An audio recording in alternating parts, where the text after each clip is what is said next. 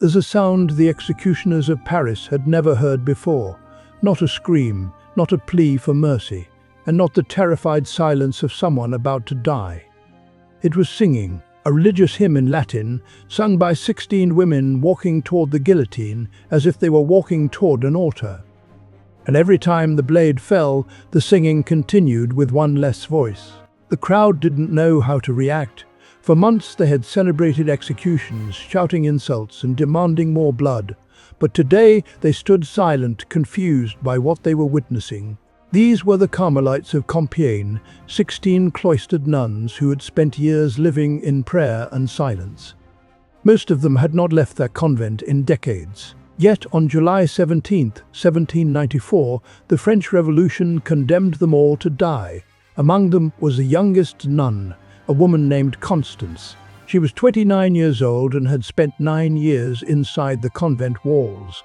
The first thing she truly saw of the outside world in years was the guillotine waiting in the public square. Before stepping toward it, Constance knelt in front of the prioress of the community, Mother Teresa of St. Augustine. Quietly she asked, "Permission to die, Mother?" The older woman gently touched her face and replied, "Go, my child." Constance kissed a small statue of the Virgin Mary, hidden in the prioress's hand, then stood up, pushed aside the executioner's assistant, and climbed the scaffold alone. She continued singing until the blade fell. She was the first of the 16, but she would not be the last. To understand how 16 nuns ended up on the scaffold, we have to return to the darkest moment of the French Revolution. By 1794, the revolution had turned into something terrifying. What had begun with promises of liberty and equality had become a machine of death. The government, controlled by Maximilien Robespierre and the Committee of Public Safety, saw enemies everywhere. Aristocrats hiding in attics, priests secretly celebrating Mass, and ordinary citizens who didn't show enough enthusiasm for the revolution were all considered threats. The solution was brutal and simple: eliminate them. In less than a year, more than 17,000 people were executed by guillotine. In Paris, executions happened almost every day. Sometimes 30 people were killed in a single afternoon. Executioners developed a grim routine. Load the prisoner, position them, drop the blade, then move on to the next. They could execute someone every 2 minutes. The square where the Carmelites would eventually die had already seen more than 1,000 executions in just a few weeks. Blood soaked into the cobblestones so deeply that neighbors complained about the smell of death spreading through the streets. But Robespierre had a particular hatred for one institution above all others: the Catholic Church. He believed the Church supported the monarchy and kept the people obedient. So the revolution declared war on religion. Churches were closed or turned into temples of reason. Priests were forced to publicly renounce their vows. Religious holidays were abolished, and even the calendar was redesigned to erase Christian influence.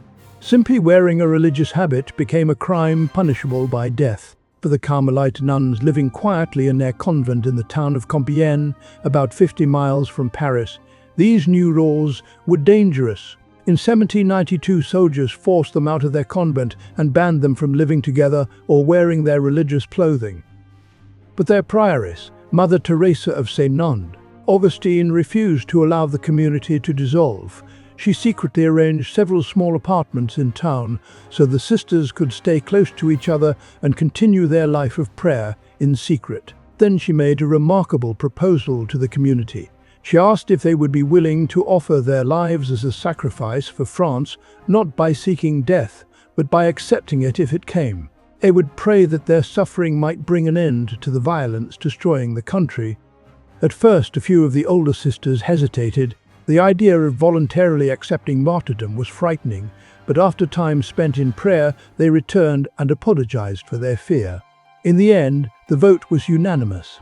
From that day forward, the 16 Carmelites woke every morning at 4 o'clock and renewed their offering. They prayed that if their deaths could bring peace to France, God would accept their sacrifice. For 2 years, they lived quietly, praying and waiting as the terror spread across the country. Eventually, someone betrayed them. On June 21, 1794, soldiers burst into their apartments before dawn.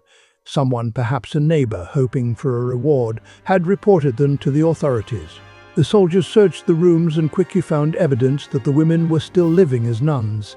Prayer books, rosaries, religious medals, and a small statue of the Virgin Mary were enough to condemn them. The official charges were fanaticism and counter-revolutionary activity. In reality, their crime was simply praying. The 16 sisters were arrested and taken to a prison that had once been a convent. The irony was painful. Women who had dedicated their lives to prayer were now imprisoned in a building that had once sheltered people like them. Yet even in prison, the Carmelites behaved differently from the other prisoners. While many inmates were overwhelmed with fear and despair, the nuns remained calm. They woke each morning at 4, as they always had. They prayed, sang hymns quietly in their cells, and comforted prisoners who were terrified of the guillotine. Witnesses later wrote that the sisters seemed to be preparing for a wedding rather than an execution.